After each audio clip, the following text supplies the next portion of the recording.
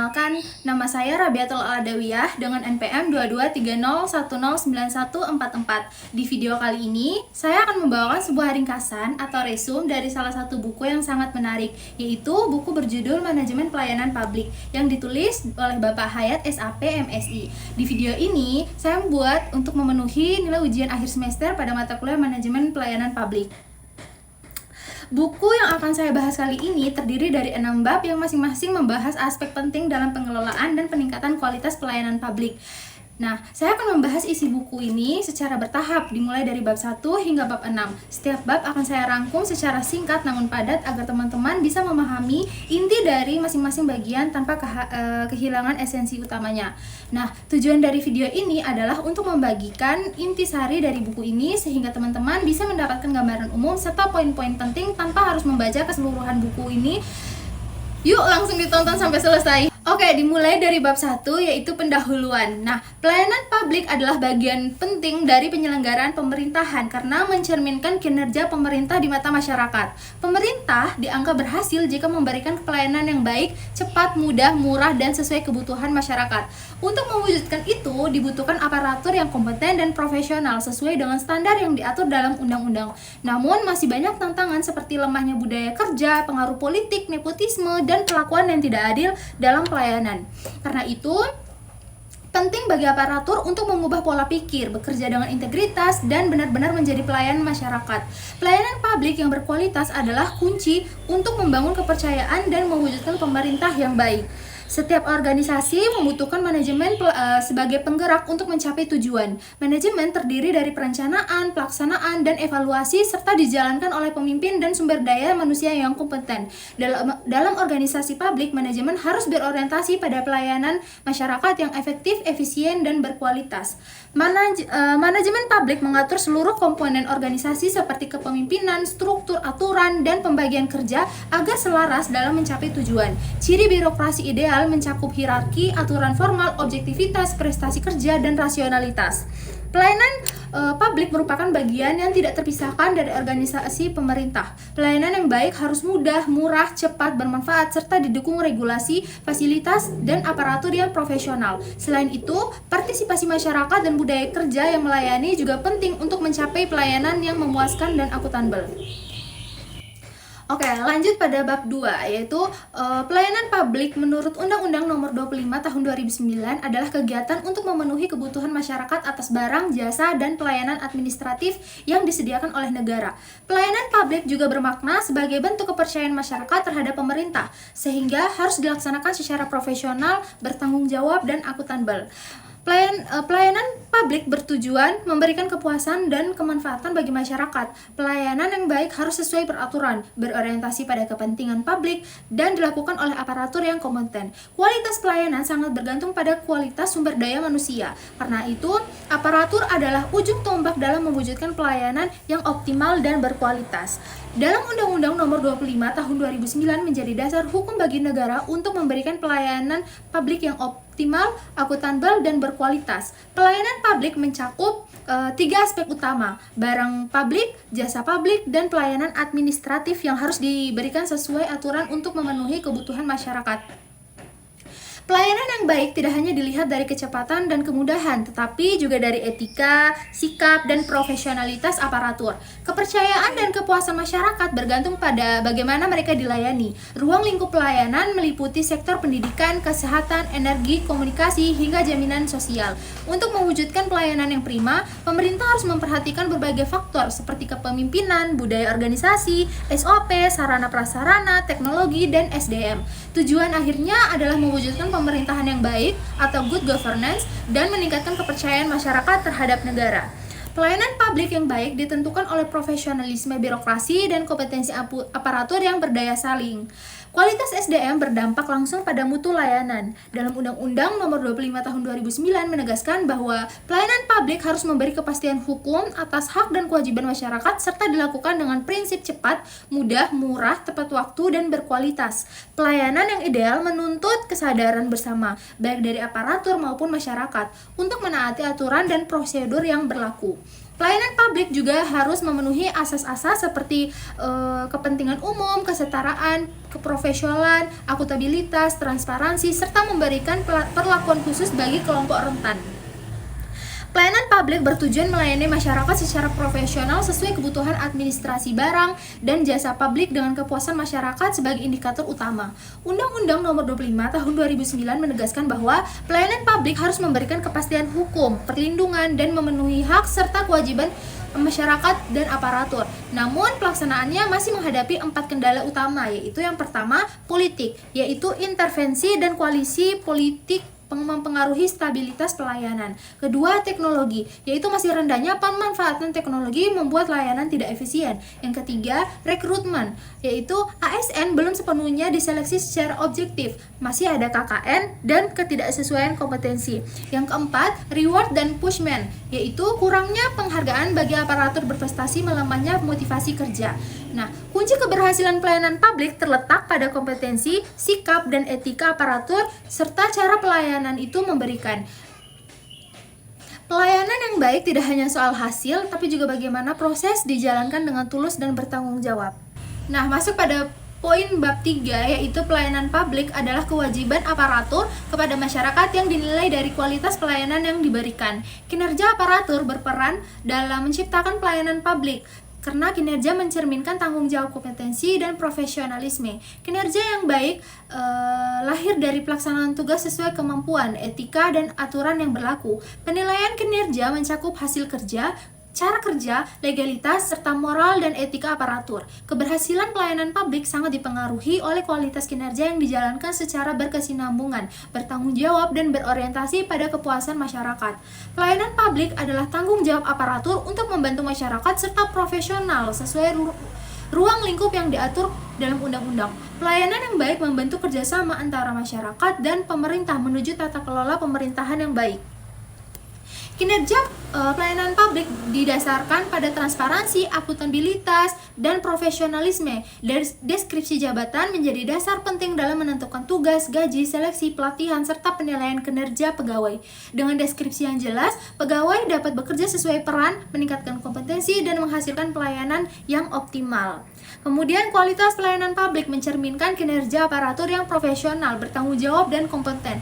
Kinerja yang baik ditentukan oleh kompetensi, etika, dan bertanggung jawab aparatur dalam memberi layanan kepada masyarakat. Evaluasi kinerja menjadi alat kontrol penting untuk memastikan pelayanan sesuai tujuan. Tantangan dalam menjaga kualitas pelayanan cukup rekrutmen, pembinaan, hingga pengawasan. Pelayanan publik bersifat dinamis dan harus terus menyesuaikan kebutuhan masyarakat. Oleh karena itu, kolaborasi, komitmen, serta pemberian reward diperlukan untuk mendorong peningkatan kualitas secara berkelanjutan. Indikator kinerja adalah alat untuk menilai sejauh mana kinerja aparatur sesuai harapan dan standar pelayanan publik. Indikator ini harus spesifik, objektif, relevan, dapat dicapai, fleksibel, dan efektif. Tujuan untuk memastikan pelayanan berjalan baik dan memberi dampak positif, penetapannya harus dirancang dengan matang agar tepat sasaran dan lebih berorientasi ke depan, bukan sekadar menilai masa lalu. Kemudian penilaian kinerja adalah proses sistematis yang dilakukan pimpinan untuk mengukur apakah karyawan bekerja sesuai tugasnya, serta sebagai kontrol pencapaian tugas organisasi. Penilaian ini memperhatikan kompetensi, transparansi, dan potensi pengembangan pegawai. Selain menilai hasil kerja, penilaian juga menjadi dasar evaluasi berkelanjutan dan peningkatan kualitas pelayanan publik. Pengukuran kinerja harus memenuhi kebutuhan pelanggan dan dilakukan dengan kriteria yang jelas, valid, dan bermanfaat. Oke, selanjutnya masuk pada pembahasan 4, yaitu sumber daya aparatur pelayanan publik. Sumber daya manusia atau SDM, khususnya aparatur, merupakan kunci utama dalam mencapai tujuan organisasi, karena merekalah yang mengatur, menjalankan, dan mengelola seluruh proses manajemen. SDM memiliki peran strategis dalam meningkatkan kinerja organisasi melalui kompetensi, kualitas, dan soft skill yang dimiliki. Organisasi akan berjalan efektif jika didukung oleh SDM yang profesional, sarana prasarana yang memadai, serta dana yang akuntabel. Dalam pelayanan publik, aparatur menjadi ujung tombak yang berinteraksi langsung dengan masyarakat. Oleh karena itu, penting bagi pemimpin untuk memastikan rekrutmen aparatur dilakukan secara profesional, mempertimbangkan pendidikan, kompetensi, dan kemampuan manajerial. Kualitas SDM akan menentukan mutu pelayanan publik yang menjadi tolak ukur reformasi birokrasi. Jika pelayanan berjalan baik, kepercayaan publik meningkat, dan birokrasi yang bersih, transparan, dan akuntabel akan terwujud menuju Indonesia yang maju dan sejahtera. Rekrutmen dan proses aparatur negara harus dilakukan secara profesional, objektif, dan akuntabel karena menentukan kualitas sumber daya manusia yang strategis dan pelayanan publik. Jika dilakukan sembarangan, akan berdampak buruk pada kinerja lingkungan kerja dan citra birokrasi. Pemerintah melalui BKN dan Undang-Undang ASN terus berupaya memperbaiki sistem ini agar melahirkan aparatur yang berkualitas, berkompeten, dan berperilaku baik melalui rekrutmen berbasis evaluasi, kompetensi, dan pembinaan berkelanjutan. Menurut MEA, Indonesia terus berinovasi dan meningkatkan efektivitas pelayanan publik agar mampu bersaing secara global. Pemerintah perlu memastikan pelayanan yang prima dengan mengembangkan kualitas kinerja aparatur sebagai kunci utama, karena kualitas layanan sangat bergantung pada kemampuan dan produktivitas sumber daya manusianya. Profesionalitas adalah pelaksanaan pekerjaan yang sungguh-sungguh, disiplin, dan berkualitas sesuai tujuan. Sedangkan akuntabilitas adalah kewajiban untuk mempertanggungjawabkan kinerja kepada pihak yang berwenang. Akuntabilitas yang diterapkan dengan jujur, objektif, dan transparan menjadi dasar penting dalam mewujudkan pelayanan publik yang berkualitas. Karena tanpa ada akuntabilitas, profesionalisme aparatur tidak akan berdampak optimal. Kemudian instansi pemerintahan akan berjalan baik jika seluruh aparatur bekerja searah dalam sistem yang taat aturan, profesional, dan berorientasi pada pelayanan publik. Reformasi birokrasi harus menjadi budaya kerja nyata, bukan sekadar wacana, untuk membangun kinerja aparatur yang bersih dan berkualitas. Profesionalitas harus didukung kesejahteraan yang proporsional, meski itu bukan jaminan bebas dari korupsi. Masalah rendahnya kompetensi, integritas, serta tantangan struktural dan fiskal di daerah masih menjadi hambatan. Namun, pelayanan publik tetap harus dilakukan dengan sopan, adil, dan sesuai prosedur demi mewujudkan tata kelola pemerintahan yang baik. Oke, lanjut pada bab 5, yaitu reformasi birokrasi adalah perubahan sistem pemerintahan menuju tata kelola yang lebih baik, profesional, dan melayani. Pasca Orde Baru, reformasi bertujuan membersihkan budaya birokrasi lama yang korup, lamban, dan berorientasi kekuasaan. Namun, masalah masih terjadi, seperti struktur organisasi yang gemuk, regulasi tumpang tindih, SDM aparatur yang lemah, penyalahgunaan kewenangan, dan rendahnya kualitas pelayanan publik. Untuk itu, pemerintah mendorong reformasi menyeluruh melalui perbaikan regulasi, rekrutmen yang profesional, serta sistem merit, evaluasi kinerja, penghargaan bagi aparatur berprestasi, serta penguatan e-governance untuk mencegah korupsi dan meningkatkan pelayanan kepada masyarakat. Reformasi birokrasi bertujuan meningkatkan kepercayaan masyarakat melalui pemerintahan yang bersih, akuntabel, dan melayani. Meski terlambat dibanding reformasi sektor lain, sejak 2004, pemerintah mulai menekankan revitalisasi birokrasi menuju good governance. Grand Design Reformasi Birokrasi 2010-2025 menetapkan sasaran terhadap seperti pemberantasan KKN, peningkatan pelayanan publik, efisiensi, dan profesionalisme aparatur. Reformasi tidak hanya soal struktur, tapi perubahan pola pikir, budaya kerja, serta penguatan integritas melalui zona integritas dan pencegahan korupsi agar birokrasi menjadi andal, transparan, dan dipercaya masyarakat.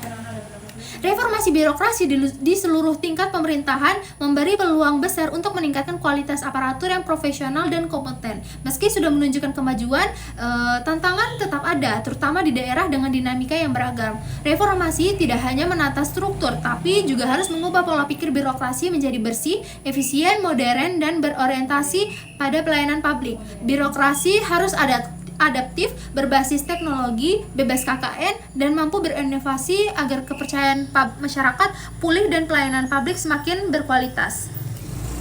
Kepercayaan masyarakat terhadap birokrasi yang masih rendah, sehingga reformasi birokrasi perlu mendorong pelayanan publik yang profesional, akuntabel, dan berpihak pada masyarakat, terutama yang miskin. Pelayanan harus berorientasi pada kepuasan masyarakat, dikelola dengan tata kelola yang baik, didukung partisipasi masyarakat, keterbukaan informasi, serta peran media dalam mengawal dan mendorong inovasi pemerintahan. Oke, yang terakhir, good governance. Nah, good governance adalah penyelenggaraan kekuasaan publik, ekonomi, dan administratif secara profesional, akuntabel, dan berorientasi pada kepentingan masyarakat. Untuk mencapainya diperlukan sistem pemerintahan yang responsif, partisipasi masyarakat, SDM aparatur yang kompeten, serta dukungan sarana, prasarana, dan teknologi. Efektivitas dan efisiensi pelayanan publik menjadi indikator utama keberhasilan good governance yang ditandai dengan pelayanan yang mudah, cepat, akuntabel, dan memberi kepuasan masyarakat. Good governance merupakan tujuan penting pemerintahan yang menekankan penyelenggaraan kekuasaan secara efektif, efisien, profesional, dan bertanggung jawab dengan fokus pada kepentingan rakyat dan pelayanan publik. Berbeda dengan government yang merujuk pada lembaga pemerintah. Good governance mencakup seluruh elemen seperti pemerintah, lembaga politik, ekonomi, dan sosial yang bekerja sama menciptakan tata kelola pemerintahan yang baik. Good governance menjadi kunci tercapainya pembangunan nasional dan kesejahteraan masyarakat. Good governance harus didukung oleh pelayanan publik yang profesional, responsif, dan berorientasi pada kepuasan masyarakat. Pelayanan publik menjadi indikator utama dalam mewujudkan pemerintahan yang baik, karena langsung dirasakan dan dinilai oleh masyarakat. Oleh karena itu, aparatur wajib memberikan pelayanan yang maksimal sesuai standar dan terus berinovasi agar pelayanan bersifat jangka panjang, adil, serta membangun kepercayaan publik. Pencapaian good governance harus didukung oleh seluruh pihak, termasuk aparatur pemerintah dan partisipasi aktif masyarakat. Namun, birokrasi Indonesia masih menghadapi tantangan seperti korupsi, rendahnya kualitas SDM, dan lemahnya pelayanan. Menurut Safroni pada tahun 2012, faktor utama kelemahan birokrasi adalah rendahnya kesadaran terhadap prinsip good governance dan belum optimalnya penerapan pelayanan publik. Di sisi lain, otonomi daerah memberi peluang besar bagi perbaikan birokrasi melalui desentralisasi sesuai kebutuhan dan potensi masing-masing daerah demi menciptakan pelayanan publik yang adil, transparan, dan akuntabel.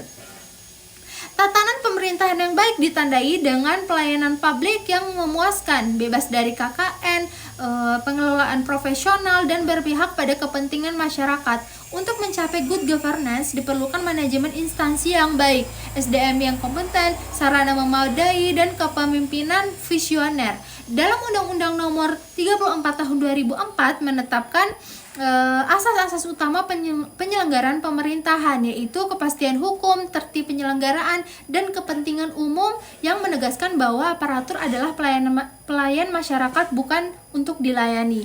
Nah, kesimpulannya, buku ini mengupas secara komprehensif tentang bagaimana menciptakan pelayanan publik yang baik dan berkualitas yang berorientasi pada masyarakat. Pelayanan yang baik akan berimplikasi terhadap kepuasan masyarakat sehingga partisipasi aktif dan kerjasama yang baik antara masyarakat dengan pemerintah dapat terjalin dengan baik. Jika konektivitas partisipatif sudah terbangun secara sistematis, maka tujuan good governance semakin nyata, masyarakat semakin sejahtera, pemerintah semakin mendapatkan trust publik. Namun dalam melakukan manajemen pelayanan publik harus diikuti dengan instrumen pencapaian, yaitu reformasi birokrasi sebagai alat untuk melakukan berbagai perbaikan dan pembenahan dalam berbagai sektor pelayanan publik. Baik, itu saja pemaparan singkat dari saya. Mohon maaf bila ada salah kata atau perbuatan. Saya ucapkan terima kasih. Wassalamualaikum warahmatullahi wabarakatuh.